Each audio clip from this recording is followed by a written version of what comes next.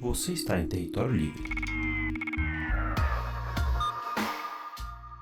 Cara, eu queria começar falando assim que em 2018 eu fui pra China, fui pra Pequim, fazer um trabalho lá de filmagem. E assim, eu fiquei meio maravilhado, assim, de curiosidade, porque era um lugar muito diferente, assim, as comidas, as pessoas, né, as expressões, assim, né? A minha impressão é de que elas têm menos expressões, mas é tão sutil, assim, que eles se entendem. É, e aí, essa mistura de tecnologia com a pobreza, de tecnologia avançada com pobreza, quantidade de pessoas também dispostas a gastar muito dinheiro, assim, minha impressão é que, tipo, tava muito pulsante a economia lá. Fazia tempo que eu não vivia uma coisa assim. E aí eu fiquei meio fascinado. E eu queria saber o que te fascinou na China pra você se dedicar tantos anos assim pra estudar. Cara, o interessante é que hoje sim eu sou um cara fascinado pela China, pela civilização chinesa, por estudar aqueles hábitos, aqueles costumes, aquelas sutilezas e tal, observar aquilo ali tudo, né. Mas o ponto que me fez chegar à China foi a questão do socialismo, né. E na verdade eu sempre faço essa correção, eu não sou um especialista em China, porque existem 1001 pessoas no Brasil que estudam mais a China do que eu, né. O que eu faço exatamente é uma tentativa é uma tentativa de responder uma questão que eu me fiz há cerca de 30 anos atrás, quando entrei na universidade, ou seja, logo no final da União Soviética, em 93, 94, né, logo em seguida ao final da União Soviética e em meio a todo aquele discurso de fim da história, etc. Se o socialismo ele é plausível, de ser aplicado e se existe suporte científico para isso, né, porque uma coisa é você falar de uma utopia que pode acontecer de um mundo bonito, belo, igual, justo e fraterno, outra coisa é se cientificamente isso é possível ou não, né. Hum. Então como a China, gostem ou não gostem, pensem o contrário de mim ou não, a China se auto-intitula uma experiência socialista, né, então, eu e o meu orientador à época, nós chegamos à conclusão, aliás, ele me colocou isso, né, de que a China seria o case de estudo para mim, para entender se o socialismo ele é algo factível ou não de se realizar, né, levando em conta a objetividade da ciência, a forma como as sociedades funcionam, as leis gerais de funcionamento de cada sociedade, de cada formação social, etc, etc. Então, por exemplo, esse meu último livro, China, o Socialismo do Século XXI, ele é a última aproximação dessa resposta que eu fui procurar 30 anos atrás, se o socialismo e se ele é factível ou não de ser aplicado, né, de se realizar. Então o que aguça a minha curiosidade é essa possibilidade, né, científica de haver uma sociedade, de ser possível uma sociedade de nível superior à capitalista, no mundo de hoje, né. E eu acredito que a China, apesar de ser um socialismo embrionário, como nós colocamos no livro, ou seja, um socialismo ainda na sua fase de teste, é como uma criança saindo da barriga da mãe, ou seja, é algo muito embrionário, né, e cercado de capitalismo por todos os lados.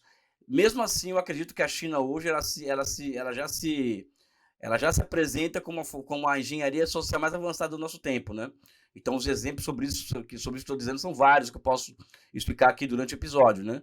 Mas o evidente que hoje tem o fascínio, sabe, é uma coisa assim que é um outro mundo, é uma civilização milenar, sabe, eu fico assim embasbacado com a ignorância das pessoas quando falam da China, e tentam reduzir aquilo uma ditadura, uma democracia, quando na verdade é muito mais interessante você buscar a coerência interna daquela formação, construída ao longo de 5.000 anos de civilização, do que você ficar preso a questões binárias, ou seja, as pessoas acham que elas ao invés de demonstrarem inteligência, elas demonstram uma ignorância profunda, quando tentam reduzir uma construção histórica daquele tamanho apenas a um binômio de ditadura e democracia, né.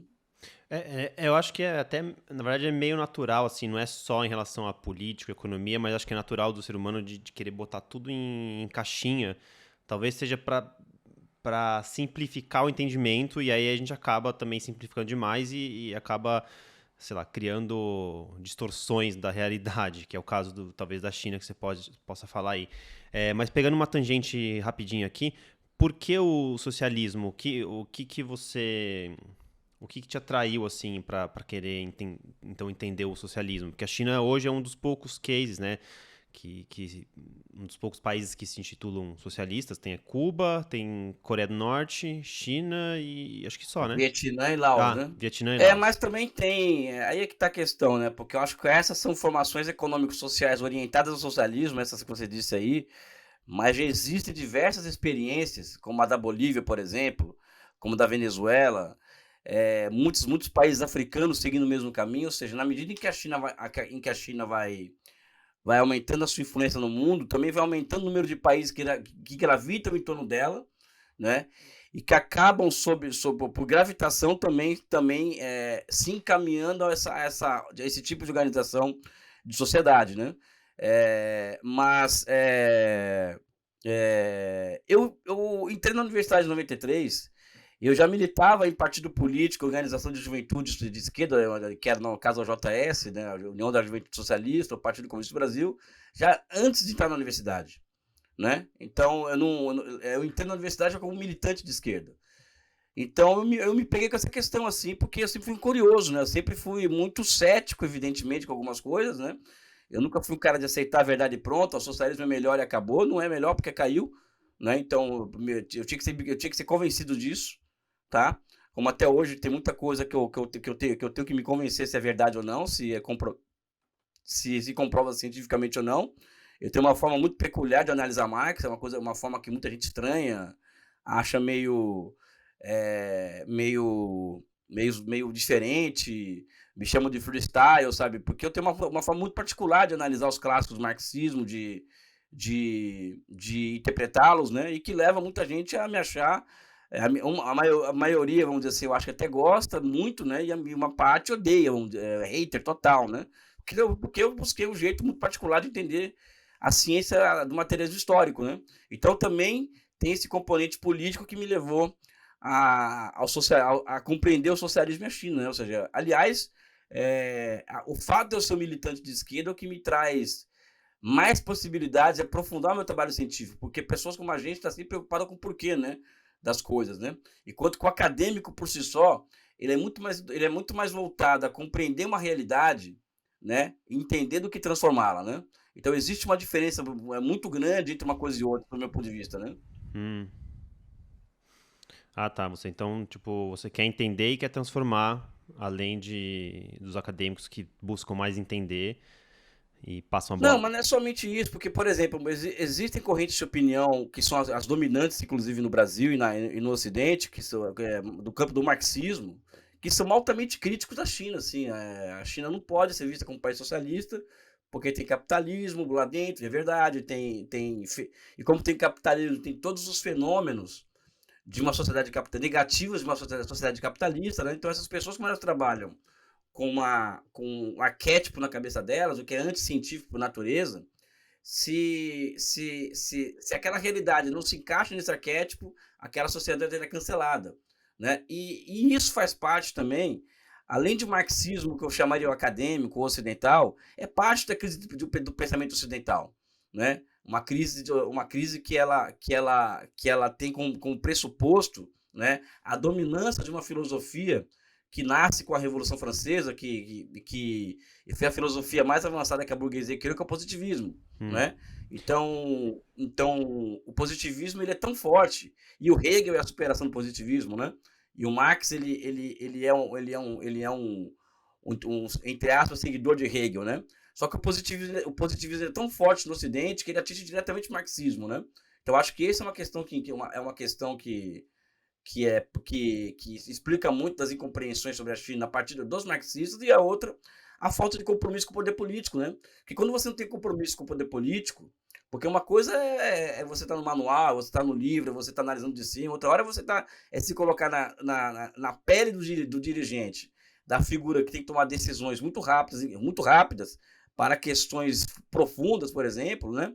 E ali não tem um manual, não está escrito no Capital ou em na ideologia alemã como se proceder diante de certas situações, né? Então a falta de compromisso com o poder político também leva as pessoas, muitos acadêmicos auto-intitulados marxistas, né, a ter uma compreensão muito equivocada do que acontece sobre a China, né? Uma coisa que eu achei bem interessante, aqui no podcast veio um cara chamado Bruno Miller Teodósio, não sei se você conhece, ele é marxista, Não. ele estuda nos Estados Unidos, e ele me falou uma coisa que eu não sabia, mas que para ele interpretando os trabalhos de Marx, Marx não definiu o que seria assim, o comunismo. Então, esse manual que algumas pessoas acham que existe, não existe. Ele falou assim, ó, o comunismo é a superação do capitalismo. Como a gente vai fazer? Aí cada um vai fazer a sua experiência. Então eu achei uma coisa, como você disse, um pouco mais freestyle, porque assim, é uma ciência humana, né? Então não tem como ser 2 mais 2 igual a 4. Não, porque ele falou uma coisa que é correta, né? Ou seja, primeiro que o Marx era um materialista, né? Então ele estava analisando o capitalismo no seu tempo, né? Ele foi analista, o nome do principal livro dele chamava de Capital, né? Não era o socialismo, não era, sabe? Então ele tinha que analisar o capitalismo, mas evidentemente que ele produziu alguns insights sobre o socialismo, né? Na crítica ao programa de Gotha, ele lança alguns insights que, inclusive, nós usamos no nosso livro China, o Socialismo do Século XXI, para colocarmos em perspectiva atuais aquilo que ele coloca, né? Mas é aquela coisa que eu falei aqui, né? Se o conceito se manifesta no movimento real, segundo Hegel, né? Então o bicho que vai aparecer como socialismo muitas vezes é algo completamente diferente daquilo que nosso arquétipo estava imaginando. Então, na China, por exemplo, como que o socialismo ele se realiza hoje na China? Em meio a tantas contradições daquela sociedade, tem pobreza, desigualdade, tem uma fetiche da mercadoria, você tem alienação, vários fenômenos intrínsecos ao capitalismo existem naquela sociedade também. Uhum. Mas como que o socialismo acaba aqui colocando a cabecinha para fora ali? A partir de uma série de evidências. Como, por exemplo, ontem a China anunciou que vai investir $1 trilhão somente esse ano em projetos. Isso me leva a projeto, tá? Ou seja, em grandes obras, né? Isso me leva a me confrontar com a tese que eu tenho próprio criado, né? De que o socialismo hoje, enquanto ele forma histórica, ele é algo completamente distinto daquilo que muita gente colocou na cabeça, que o socialismo ia ser a superação do Estado, o fim da exploração, o socialismo é isso, é aquilo, aquele mundo de conto de fadas que muita gente tem na cabeça até hoje, né? Sabe? Então, enquanto ele forma histórica, ele é como uma criança que nasce, vai mudando de cara ao longo do tempo, né? E a cara com a qual a China se apresenta hoje é de um modo de produção, né? Ou de uma formação econômico-social, aonde se percebe, por exemplo, uma capacidade absurda de elaborar, executar e coordenar milhares de projetos simultaneamente. Isso nenhum país capitalista é capaz. Por que a China é capaz? Porque a China tem o predomínio da propriedade pública nos meios de produção, tanto na produção quanto na finança, ou seja, é o dominante, é o que determina a natureza do sistema e do próprio regime político, né? E outra coisa, os chineses conseguiram incorporar a governança do país, uma série de inovações tecnológicas surgindo naquele ecossistema de inovação tecnológica criado a partir de 2006. Então, Big Data, inteligência artificial, etc., elas serviram, por exemplo, para elevar a capacidade de planificação econômica no país. E, do ponto de vista filosófico, isso significa um patamar superior nas relações entre ser humano e natureza, né? Então, como que o socialismo ele se apresenta hoje, né? A partir disso que eu estou dizendo para vocês, ele se apresenta como a razão transformada em instrumento de governo, o que é algo completamente oposto ao capitalismo, né? Então, o socialismo muitas vezes vai aparecer como um bicho que você nunca imaginava que ia aparecer. Daqui 10 anos pode surgir uma forma histórica diferente? Claro que pode. Mas a forma histórica que eu concebo hoje é essa que eu estou dizendo, ou seja, é o que eu chamo a partir das palavras, a partir do que Inácio Rangel chamaria de economia de projetamento, ou seja, uma economia baseada em projetos. Se o projeto ele encerra em si só o melhor que a capacidade humana pode entregar para o meio da sociedade, né? Então, na China, por exemplo, hoje tem 2 milhões de pessoas voltadas a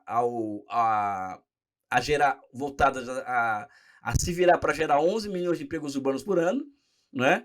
E, ao mesmo tempo, gerar catch-up tecnológico com os países do sistema, ou seja, é uma dupla tarefa muito difícil. E a China tem conseguido. Então, somente o modo de produção não capitalista, na minha opinião, seria capaz de produzir esse tipo de capacidade de governança, vamos dizer assim.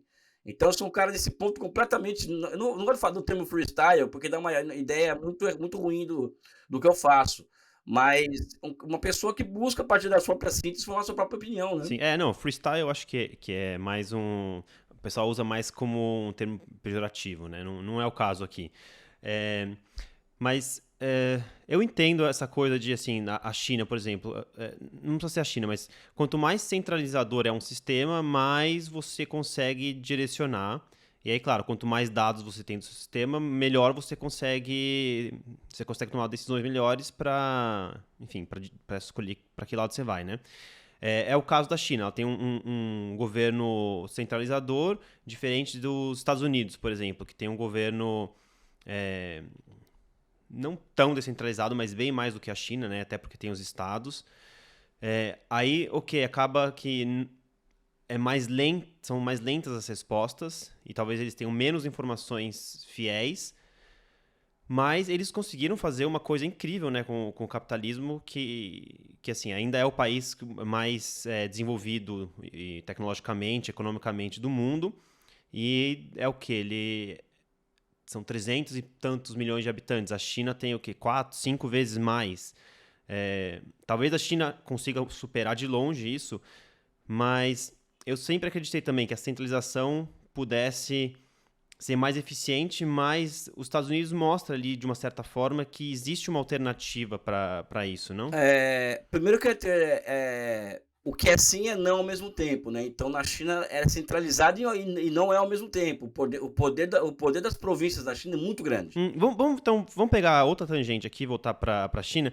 Como é que funciona o poder político da China? Você consegue explicar assim para uma criança, um adolescente de 15 anos? Porque assim, eu fui para lá, me encantou, mas eu não confesso que eu não conheço direito como funciona o poder político lá. Cara, primeiro que eu classificaria a China como uma democracia não liberal. E o pressuposto disso é acreditar que não existe somente um tipo de democracia no mundo, esse é o capitalismo ocidental, a democracia ocidental. E essa democracia não liberal, ela tem uma forma de funcionamento que é baseada nas chamadas assembleias populares, né? Hoje na China, por exemplo, são 5 níveis, né, de representação na China, né? Na China, por exemplo, são mais de 2 milhões de pessoas que participam dessas assembleias populares como parlamentares em algum nível, desde o nível de aldeia até a Assembleia Nacional Popular, tá? Mas existem características interessantes. Então, por exemplo, na China, o parlamento ele funciona. Aliás, o deputado ele só vai para o federal, o membro da Assembleia Popular Nacional só vai lá para Pequim para ficar 15 dias por ano lá. Só. O resto do tempo ele passa da base, né? Porque a base elege o representante e ele vai indiretamente, ou seja, congressualmente, sendo eleito até chegar à Assembleia Popular Nacional. Não tem uma eleição direta para deputado federal como tem no Brasil e nos Estados Unidos, né? Só que esse deputado, por exemplo, esse membro da APN, da Assembleia Popular Nacional, ele não pode ser caçado pelos seus pares, só pode ser caçado pela sua base. Então, o tipo de figura que está mostrando serviço o tempo inteiro, né?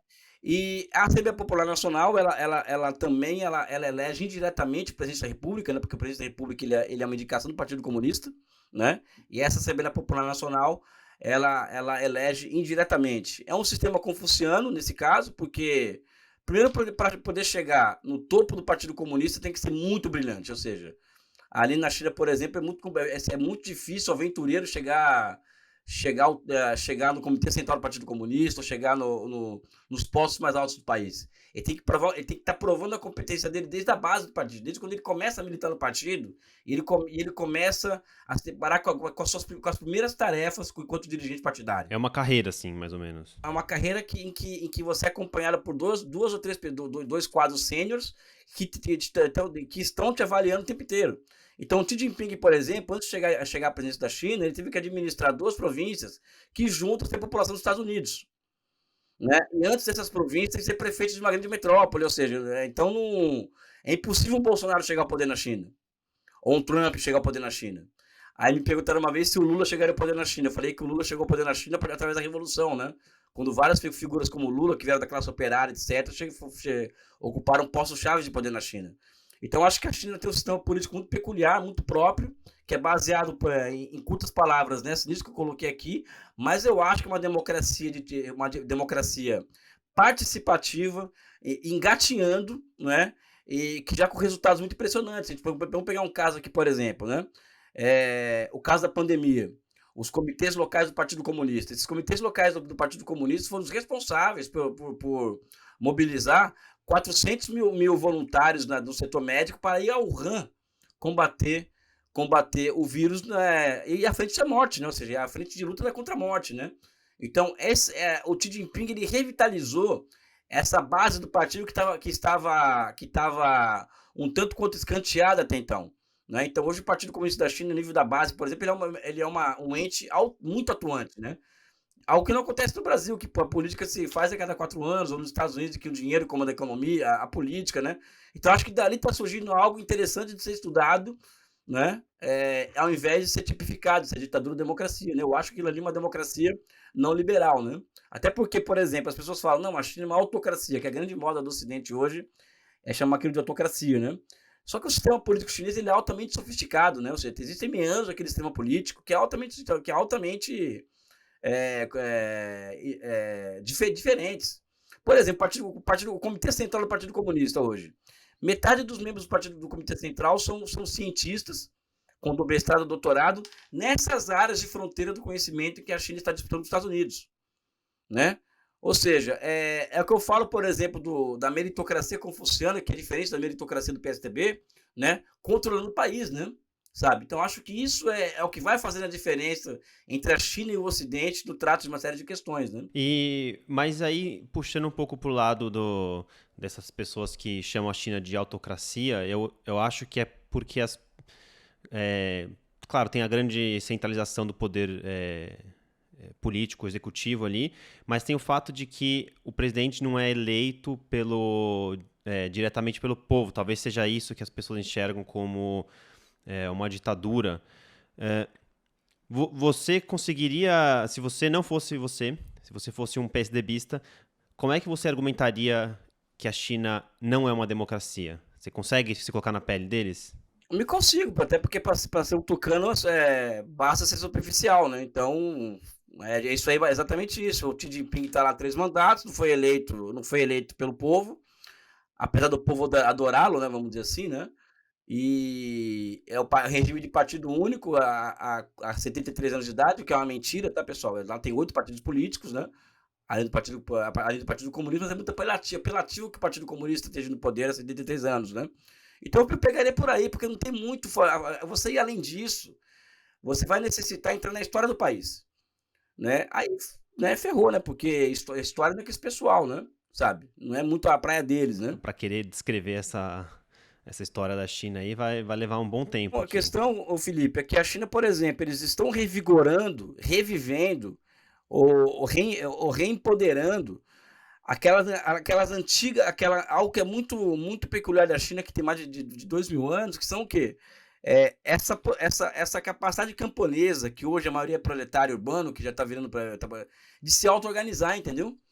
Ou seja, então as discussões políticas sobre o dia a dia do país, elas são muito candentes no nível de bairro, no nível de vila, entendeu? Sabe? É muito candente. E as pessoas reclamam muito do governo. Então, na China, o governo, por exemplo, aqui no Ocidente, os partidos mudam de poder, né? No governo, né? Partido republicano, democrata e tal. Só que as políticas não mudam, né? Neoliberalismo pra cacete, militarismo, aquela coisa toda, né? Já na China o partido não muda no poder, só que as políticas mudam o tempo inteiro. Por quê? Porque eles operam, eles investem muito dinheiro em pesquisa, muito dinheiro. Então eles sabem online quais são as demandas candentes da população. Tanto é que, por exemplo, o final da Covid-0, que se deu do nada eles abriram o país, foi por conta de uma pressão populacional muito grande, que as redes sociais já estavam mostrando isso, né? E as encostas, não, as pesquisas também já estavam mostrando isso daí. Né? Então eles operam muito com pesquisas de opinião na China, com muita pesquisa de opinião. Aqui no Brasil não existe isso, muito menos nos Estados Unidos. Né? Porque se você fizer uma pesquisa de opinião nos Estados Unidos, você vai perceber o seguinte: primeiro que 49% das pessoas nos Estados Unidos acham que o país está numa guerra civil, né? Entre negros e brancos, entre ricos e pobres. E Nova York hoje, meu amigo, tem 60 mil pessoas morando nas ruas de Nova York. Ou seja, como que uma sociedade tolera uma coisa dessa? Acho que isso seria uma coisa tolerável na China hoje. Ou seja, o povo não aguentaria viver em um sistema que permitisse com que 60 mil pessoas morassem nas ruas de Pequim ou de Xangai, por exemplo.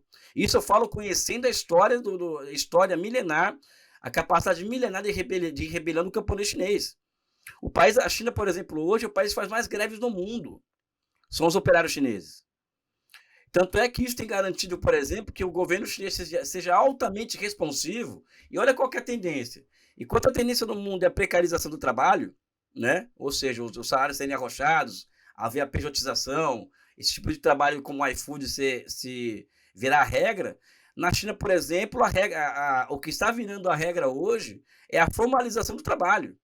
Tanto é, por exemplo, que a Meituan, que é o iFood deles, recebeu uma multa de 300 milhões de dólares por conta de denúncias de trabalho precário, né? E na China, nos últimos 10 anos, os salários urbanos, por exemplo, cresceram 300% em 10 anos, né? E os salários médios do país cresceram 200%, o que significa crescimento de salários acima da produtividade, da inflação e do PIB.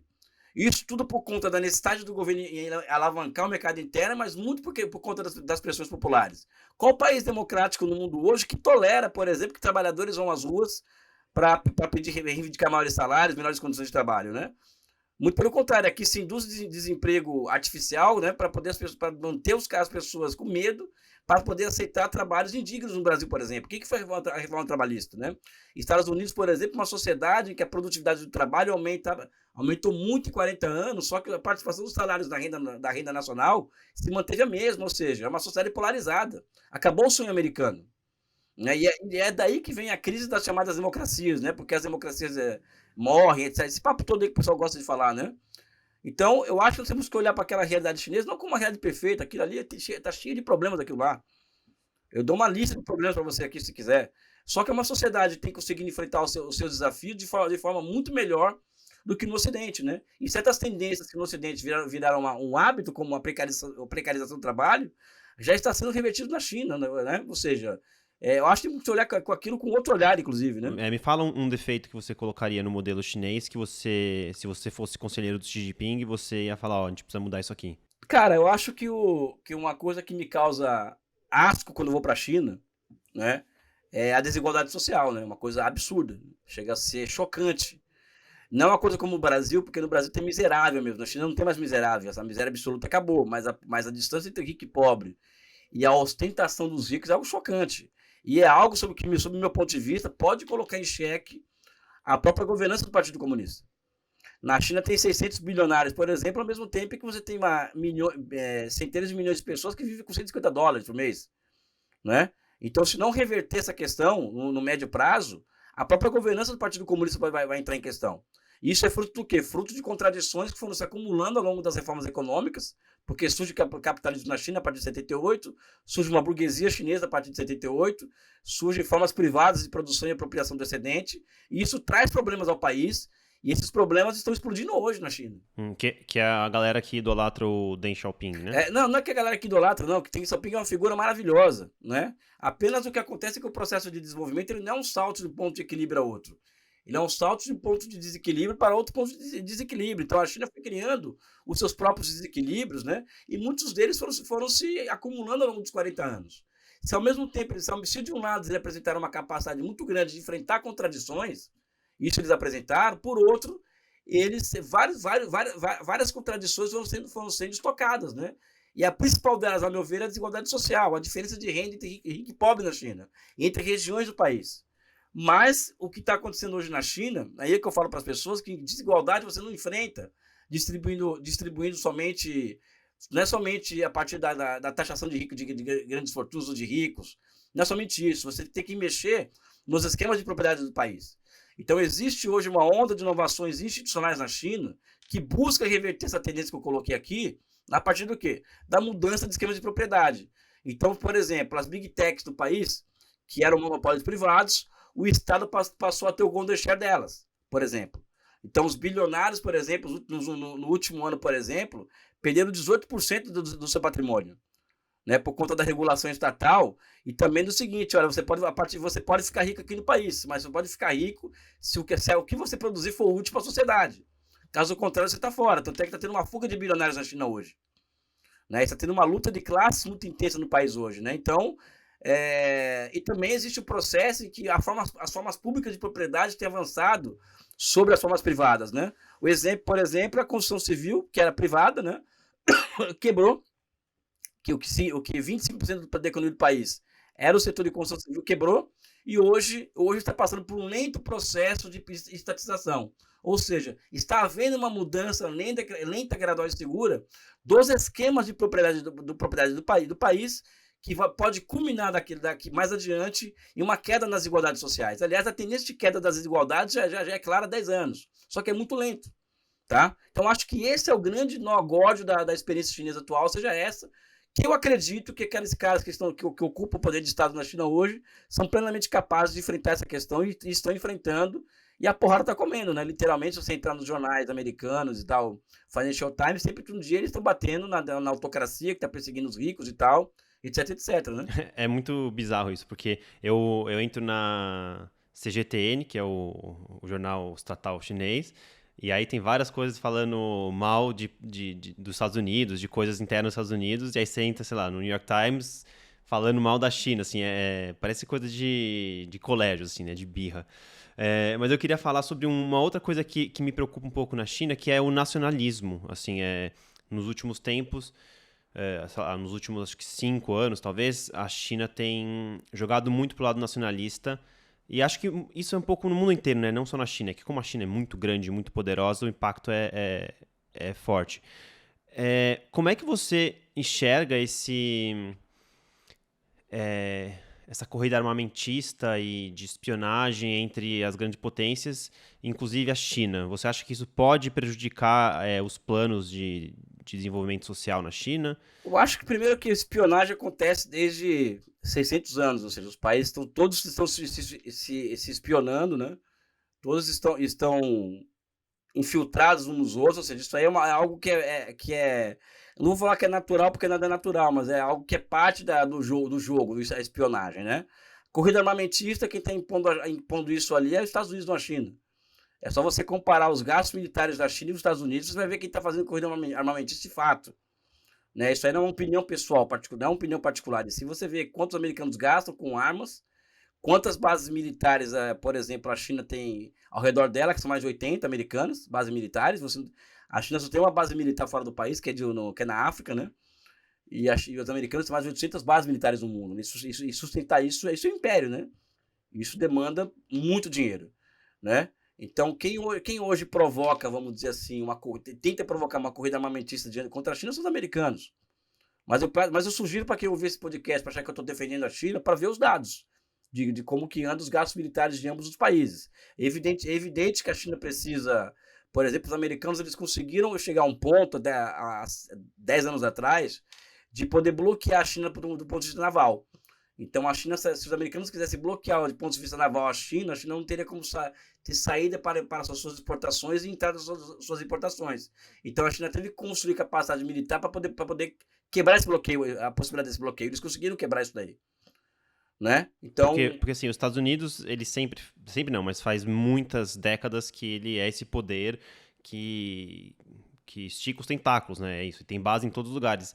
Só que a China começou, acho que, a dar resposta recentemente, assim, nos últimos 10 anos, uma resposta mais intensa, né? Uma resposta muito defensiva, eu acho, Felipe. É muito defensivo a resposta que a China dá.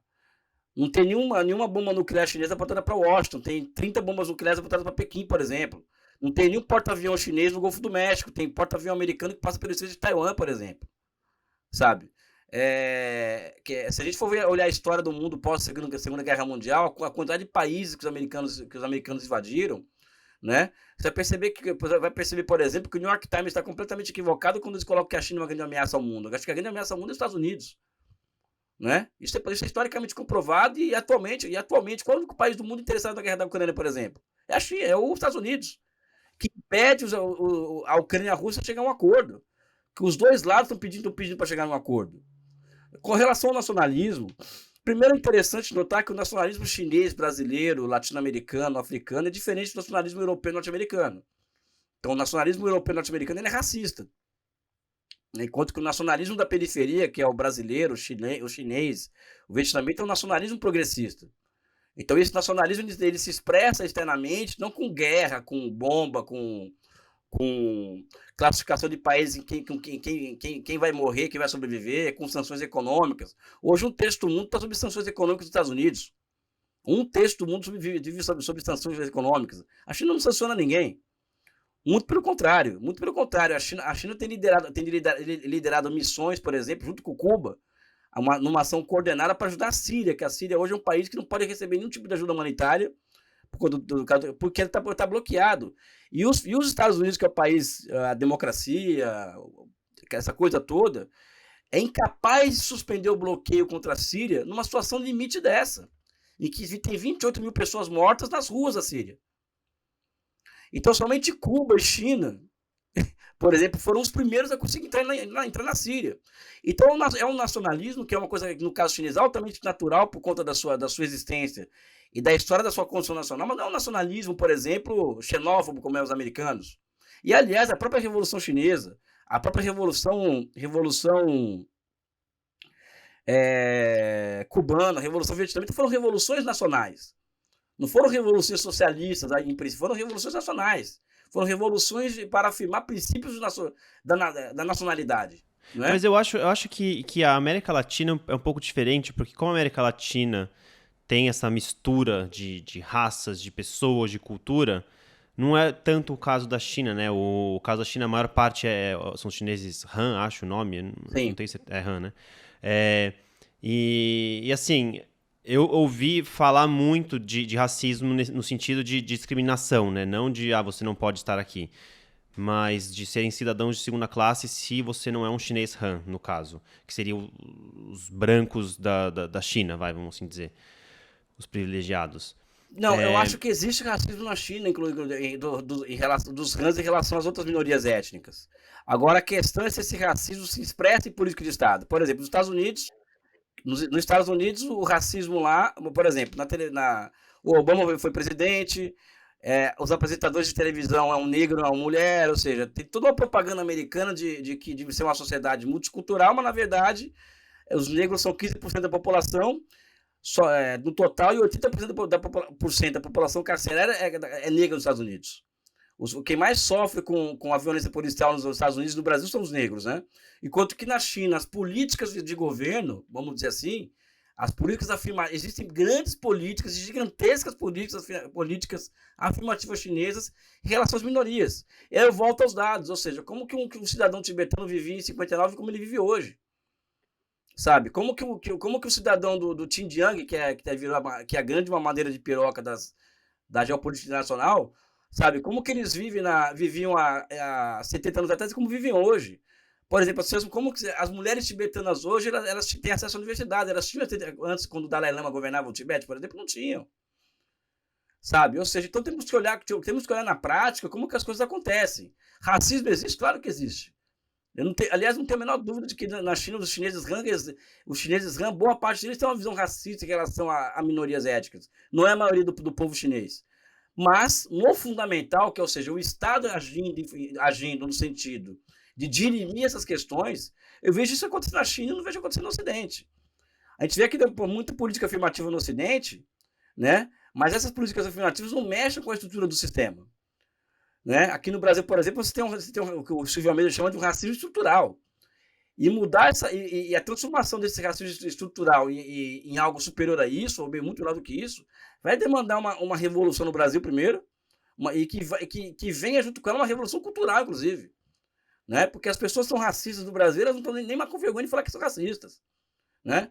Então, acho que são casos diferentes, mas eu não nego que existe isso na China, de jeito nenhum. Não estou aqui para falar novamente, não estou aqui para falar que lá é um paraíso. A questão é que as pessoas se acostumaram tanto a ouvir só falar mal da China, que quando alguém falar que, olha, ali é assim, assado, tem coisas interessantes, as pessoas estranham.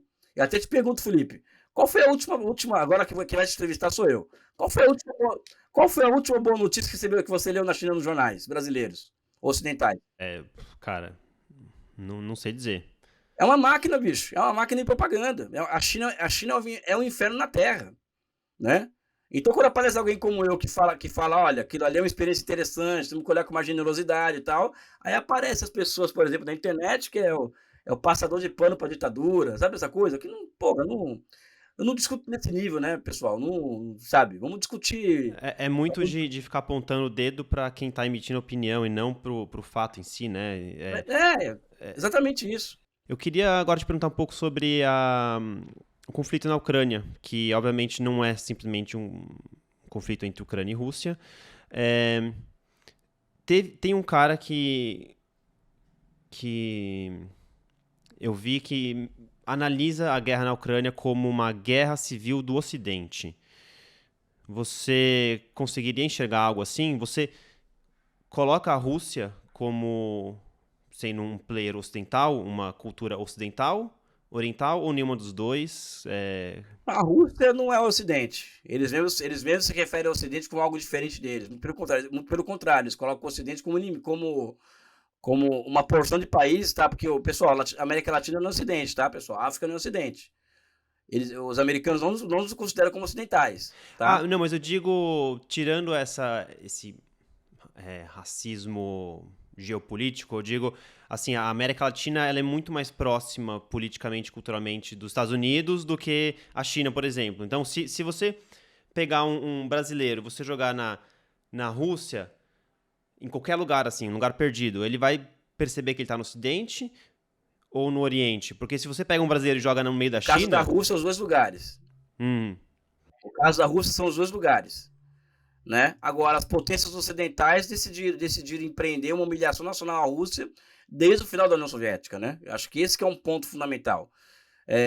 O que eu acredito que está acontecendo hoje na Ucrânia, primeiro que a Ucrânia, ele nesse caso, ele é uma expressão geográfica e o povo ucraniano está sendo usado pelo Zelensky, que é um governo neonazista, e pelo Ocidente, né, como bucha de canhão de uma guerra de interesses ocidentais. Tá? O que acontece hoje na Ucrânia, entre a Rússia e a OTAN, o que a Rússia faz, começou um ano atrás, foi uma rebelião militar, né, contra a ordem liberal existente que se aprofunda após 91. E essa ordem liberal foi uma ordem que humilhou a Rússia, né, em todos os aspectos. Ou seja, a Rússia passou a ser tratada como um país de terceira categoria. Então a OTAN, que deveria ser extinta, ela foi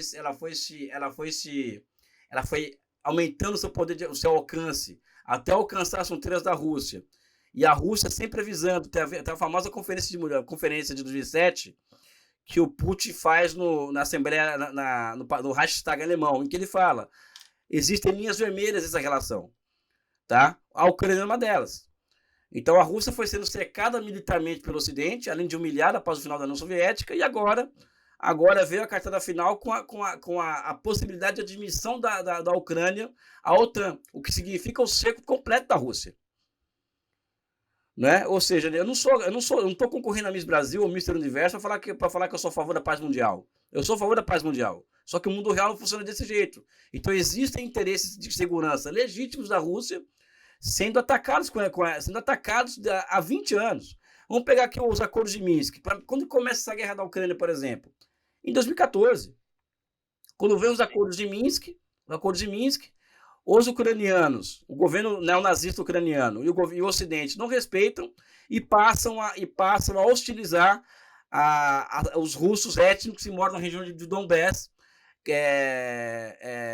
levando à morte mais de 8 mil pessoas ao longo dos últimos 8 anos.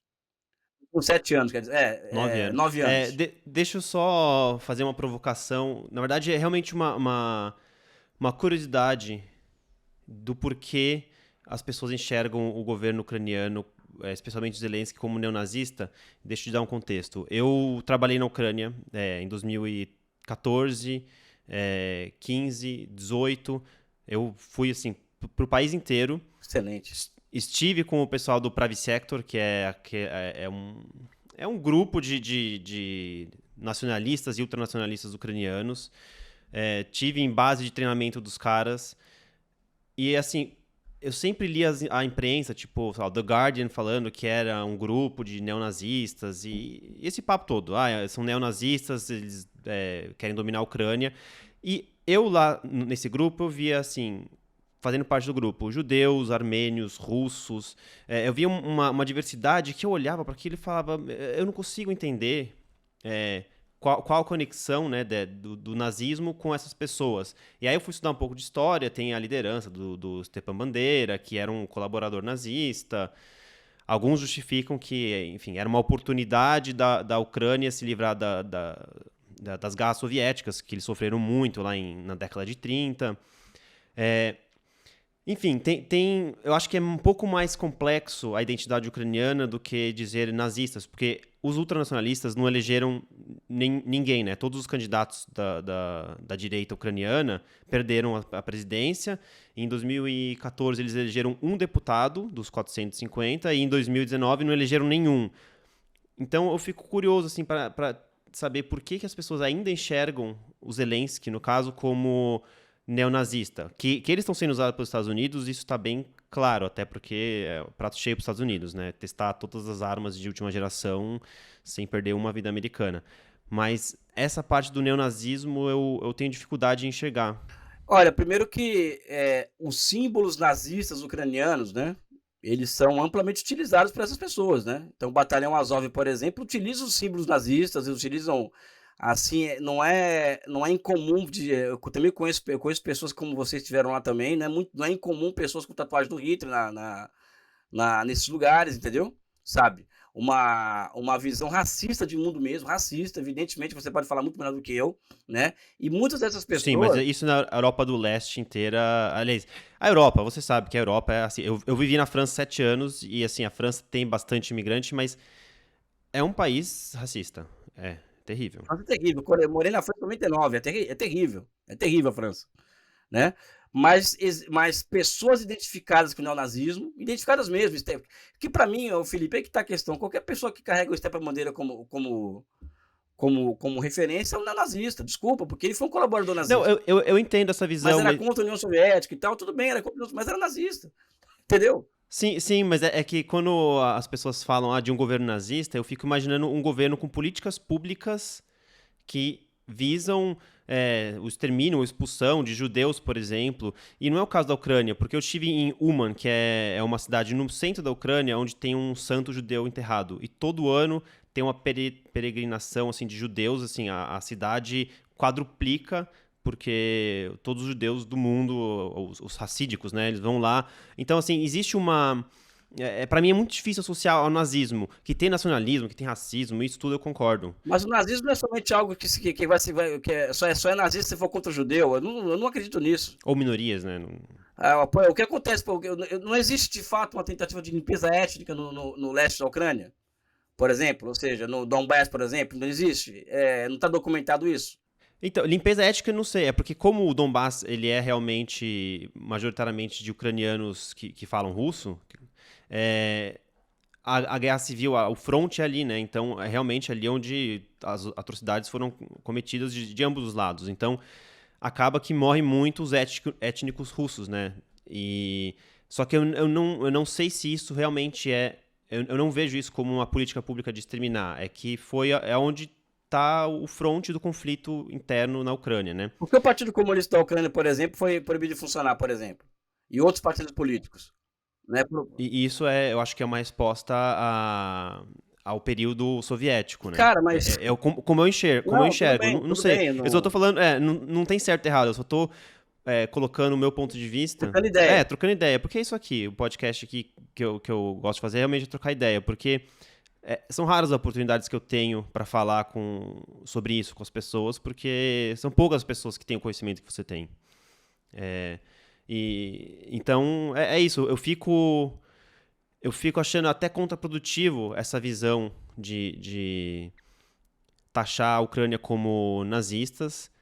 E eu não sei. Para mim é realmente... Felipe, faz uma pesquisa no Brasil dos nossos grupos neonazistas que se espalharam absurdamente pelo Brasil e vê para onde os que saíram para treinar fora do Brasil, para onde eles foram. Foram para a Ucrânia? Sim. Sabe? Eu acho que você pode até falar, puta, Elias, acho que você está esticando a corda falando isso. Eu vou até parar para pensar. Por exemplo, o Zelensky levou uma bandeira da Ucrânia para o parlamento americano, lá para o Congresso. Cara, tinham várias assinaturas daquele da SS, entendeu? Sabe? Da bandeira, entendeu? Sabe? Mas tem as imagens, é só buscar na internet. Né? Então, e mesmo o Holodomor, por exemplo, que virou um mito nacional ucraniano, é algo a ser levado, a ser discutido também. Não vamos fazer isso aqui com você aqui, porque nosso tempo está acabando, né? Mas, enfim, eu acho que existe uma rebelião armada da Rússia contra o Ocidente, que a Ucrânia está servindo, como você genialmente colocou, está sendo usada como campo de teste de bomba de outra geração, sem que uma única vida americana seja perdida. Porque isso é os Estados Unidos hoje. Isso é os americanos, né?